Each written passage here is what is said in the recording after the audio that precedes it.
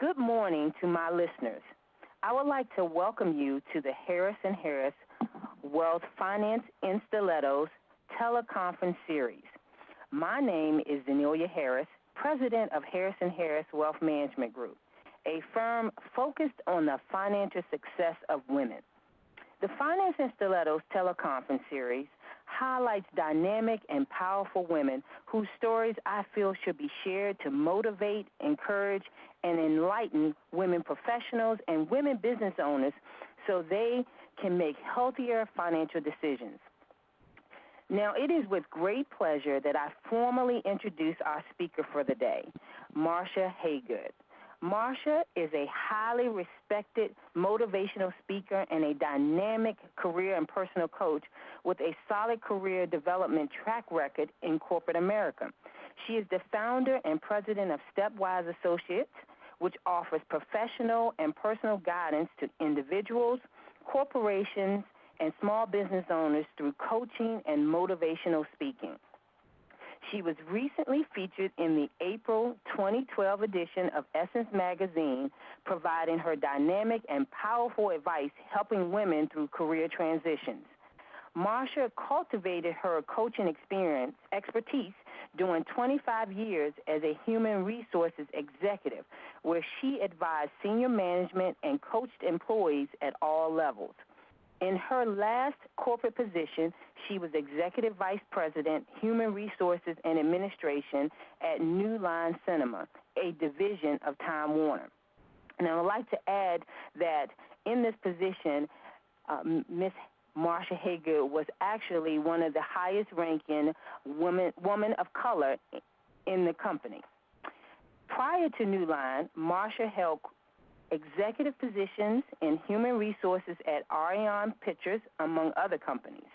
Other publications Marsha has been featured in for her contributions to corporate America include USA Today, the New York Daily News, Essence, Ebony, and Heart and Soul magazine, and was featured in the book Speaking of Success, along with acclaimed best-selling authors Stephen Covey, Ken Blanchard, and Jack Canfield.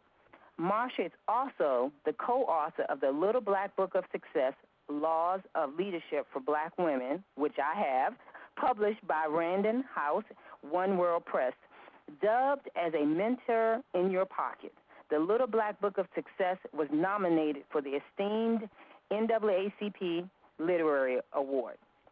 Hello and good morning, Marsha. Good morning to you. Good morning. Thank you so much. Thank you so much for inviting me to join you this morning.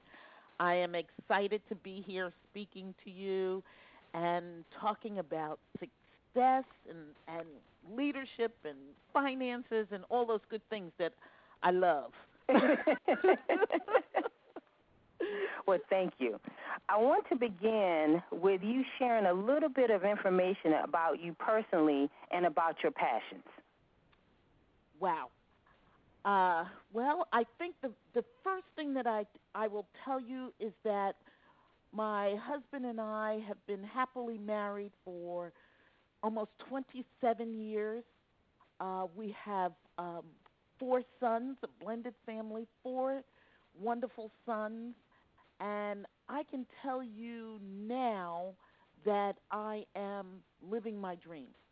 I am the president and founder of StepWise Associates, which is my own company that I started almost 6 years ago when I left the corporate arena. And everything that I have learned through my corporate experiences has sort of helped me be where I am today and have the company that I have today. So everything that I do, I guess the best way to put it is that I am living my dreams.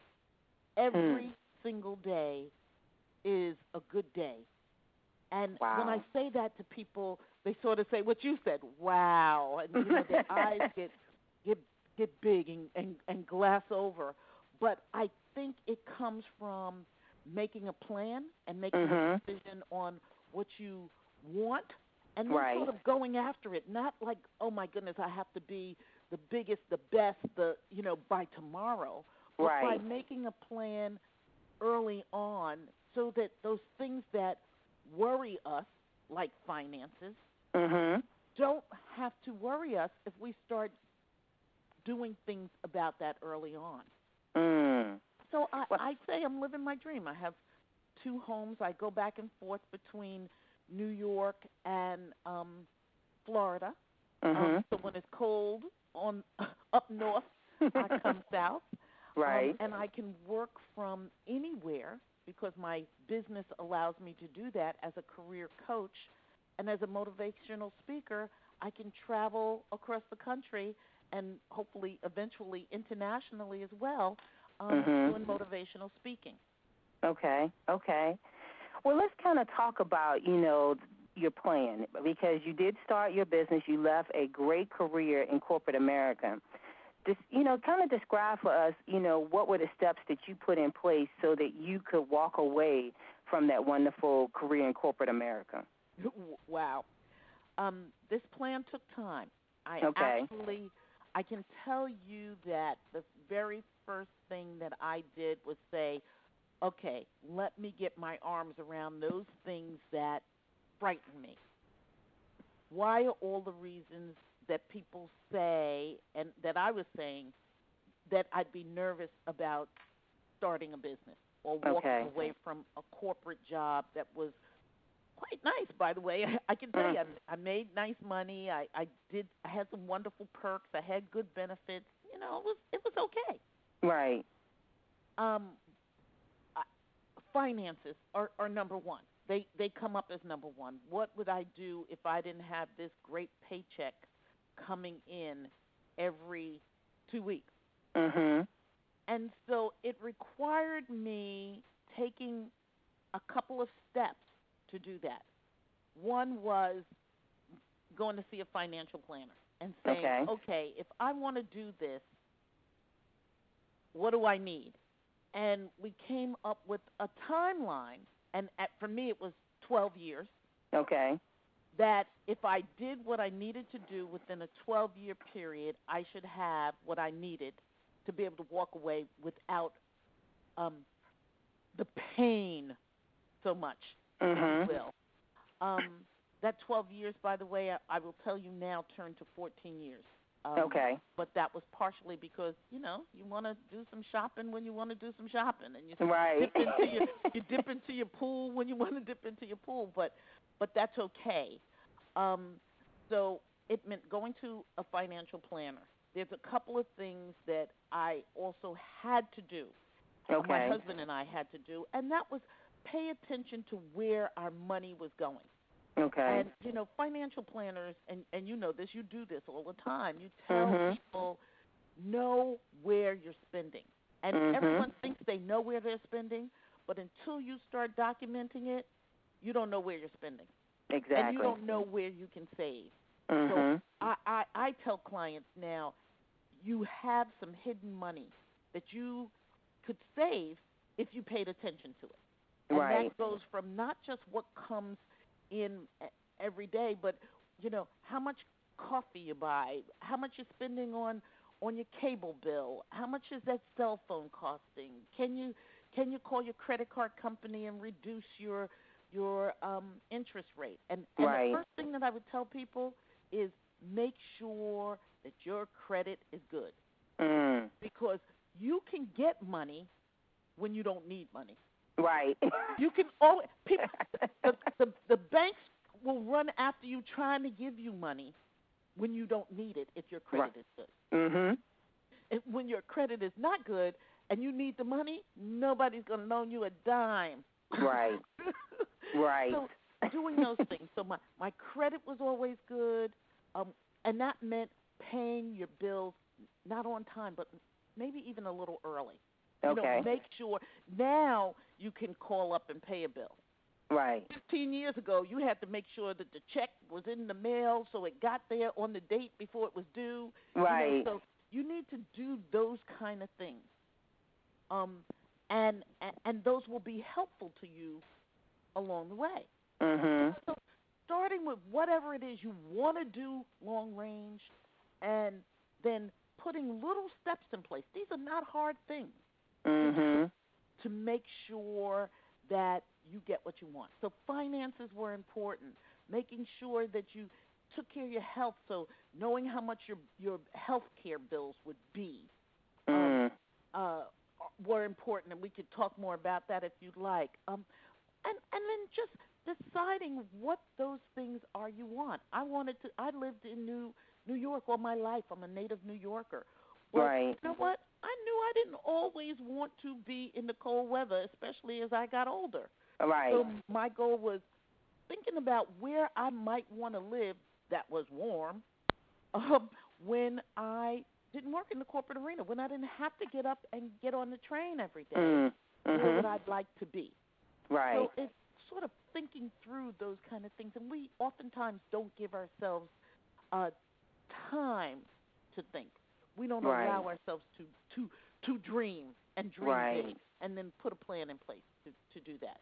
But finances are definitely important.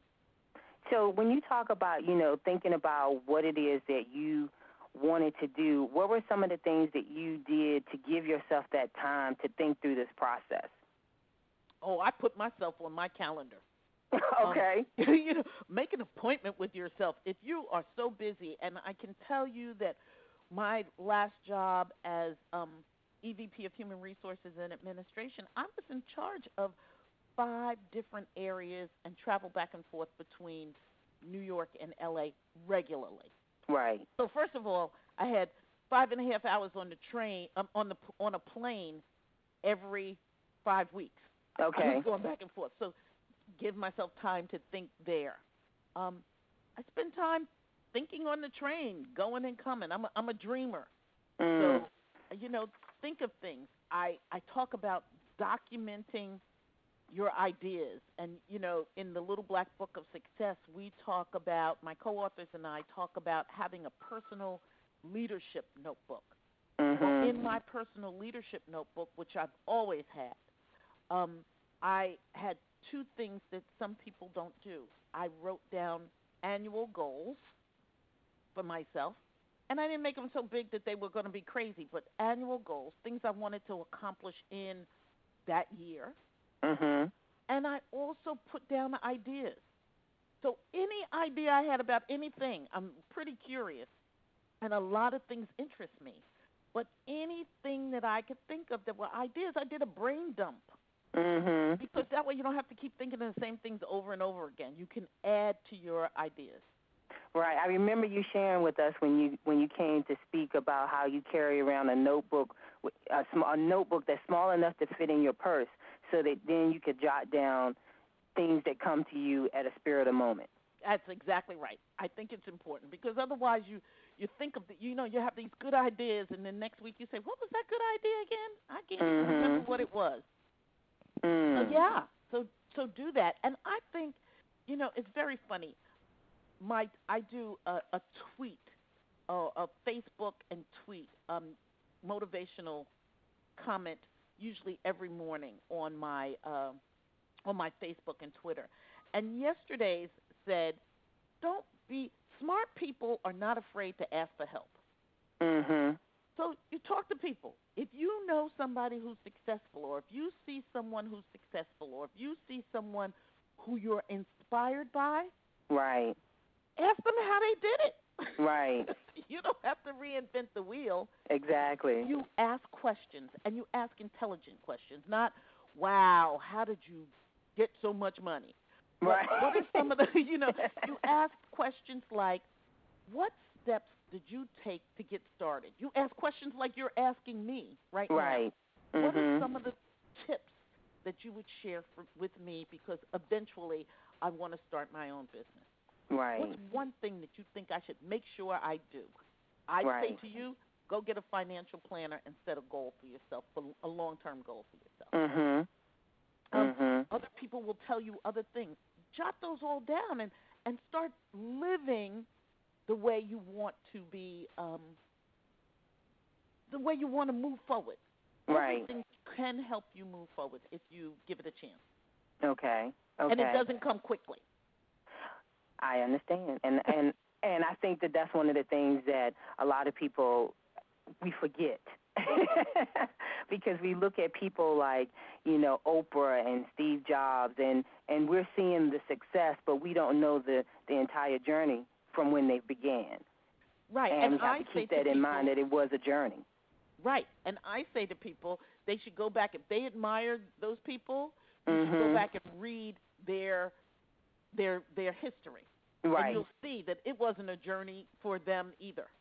I mean, it wasn't a quick success for them either. It was a journey for them as well. Right.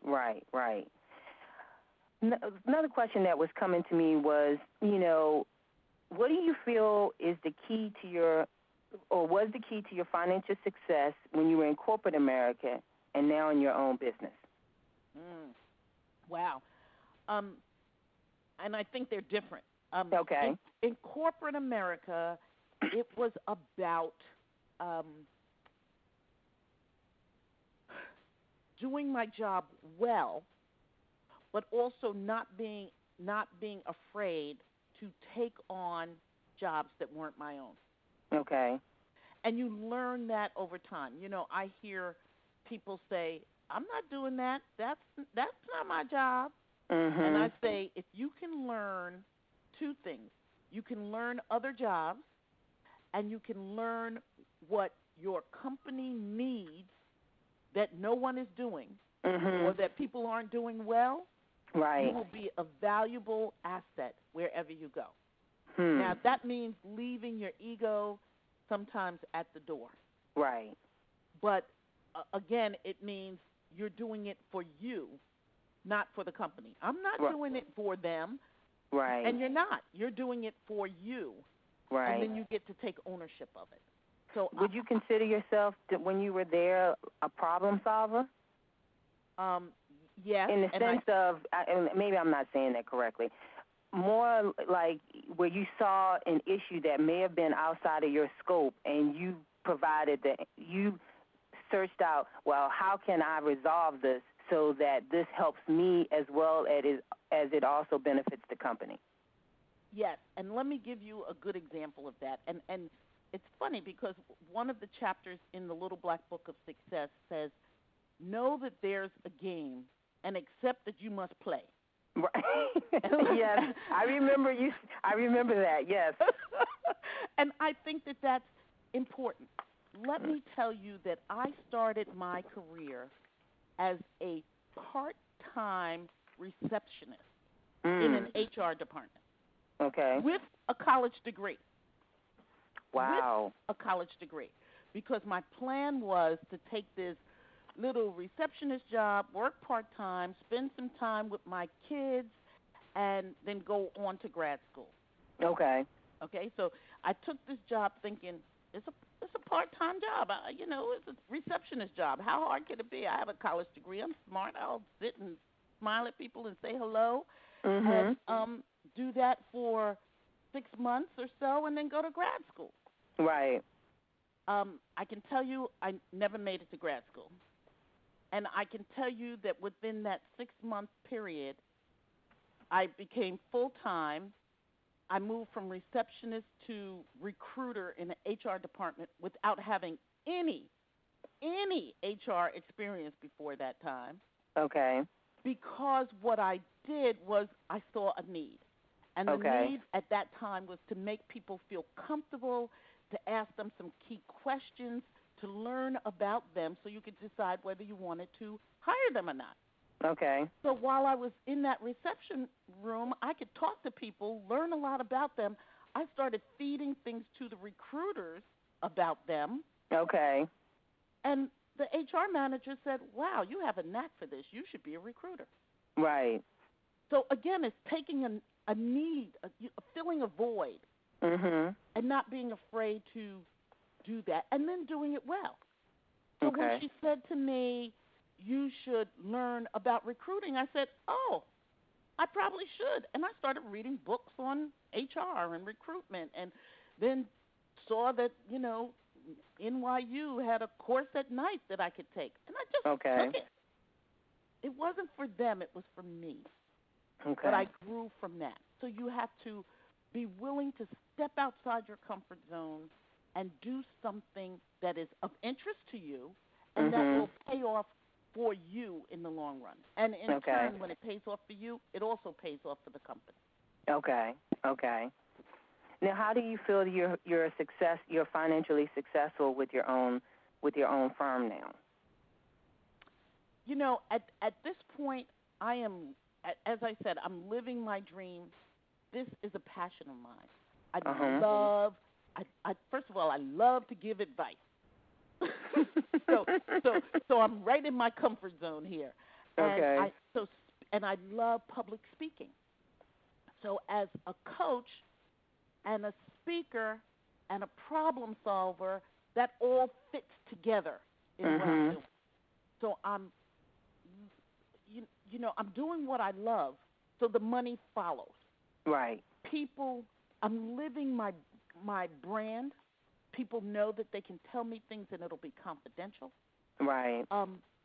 When I talk to people about things, career and otherwise, I have lived through it. This isn't from a book. I'm living it. So when people say, I want to be a successful business owner, I'm doing that. Right. People say, I want to be an executive in my company. I've done that. Right. I want to have children and work. I've done that. I want to have a great marriage. I have that. So I can talk from experience and sort of guide people through some of the challenges that they will face, because it won't be easy. Right. But it's not impossible. Right. So I think that I'm helping my business in that way. And then the things that I don't know, I have no problem asking for help. I still have, of course, a financial planner in my life. I still ask people for guidance and support. I have what I call a personal board of directors. And I also give back, because when you give back to your community and to people, it always, always, always comes back at you in some way. Right. And it can come back at you in the oddest ways and from people who you never expect will be able to help you, will be able to do something that for you or help you through something that you need. Right. So I say, be nice to everyone. Right. Be nice to the receptionist. Be nice. You just never know how information travels. That's exactly right, and it does travel. I truly believe that.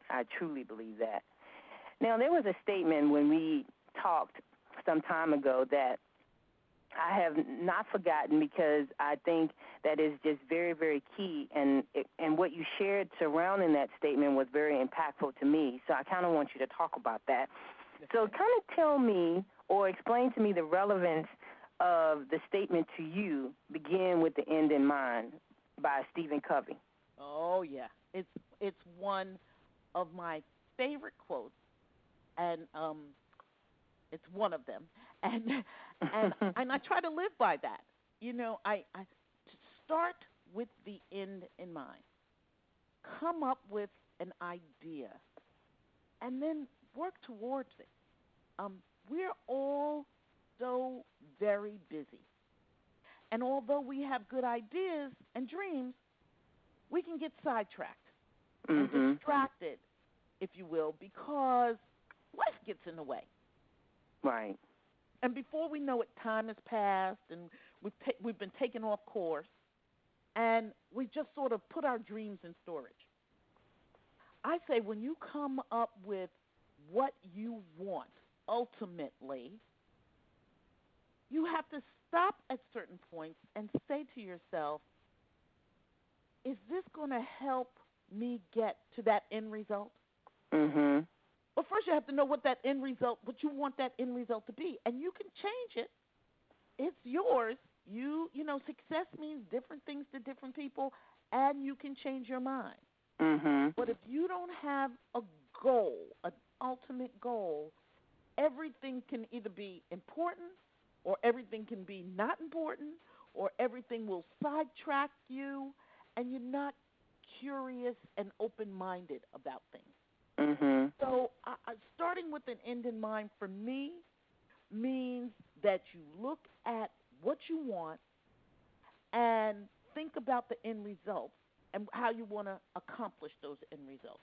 And I just want to add something to that. You know, one of the things that I think is important is setting goals. Mhm. But I don't think all goals have to be long term. You know, Okay. I actually put goals into really 4 buckets. Okay. And those are immediate goals, short term goals, long term goals, and then legacy. Mm. You know, Okay. how do I want my grandchildren to talk about me? What do I want them to say? Mhm. Legacy goals. You know, Okay. that might be the start with the end in mind. That's the end. Mhm.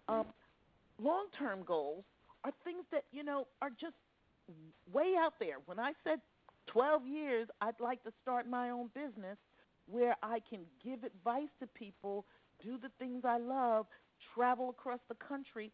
That was a long-term goal. Right. The legacy is I want to give back to my community. I want to talk to people. Ultimately, I want a lot of people to say, you know what? She gave good advice. She was trying to help me live my dream the way she's living hers. That's Right. legacy. Right. So I think starting with the end in mind and sort of captures all of those things. But definitely goals are critical. And if you Right. don't have time to stop and set your own goals, then you are doing yourself a disservice. Okay. And by the way, those goals also include financial. And you Right. start off Okay. and you don't always make your financial goals. But at least you have a goal that you're going after. Right. Right. Right. Right. Right. Right. Falling a little bit short is a much better place to be than to totally miss the mark. Or to totally not even try. Right, right, right. Absolutely, absolutely. And I just want to say something because, you know, so often we're not paying attention to when we go back to finances, to our money. You know, I was laughing with someone saying, you know, I've always had a 401k. Right. Okay? So in the corporate arena, always had a 401k. Yet, oftentimes you put money in the 401k, you put it in whatever bucket you want to put it in, and then you never look at it again and like, oh, am I making money? Am I not making money? Right. Instead of, and you're not financial savvy, so all you want to know is the end result. Right. Rather than working with someone like you to say, I have a 401k, help me decide which buckets they should be in. Somebody needs to monitor this for me. Maybe I need to switch. Do I have all bonds or all stock? What percentage should be what? That's not something that I enjoy doing. Right. I don't know how to do it well, and it's not something I enjoy. Right. I need to know enough about it so that I can ask good questions, but I need to leave that to an expert. That's you. Right. That's not Thank me. you. so let the experts help you do what you need to do to do your goal. And so I think that that's important as well. Thank you. Thank you. Thank you.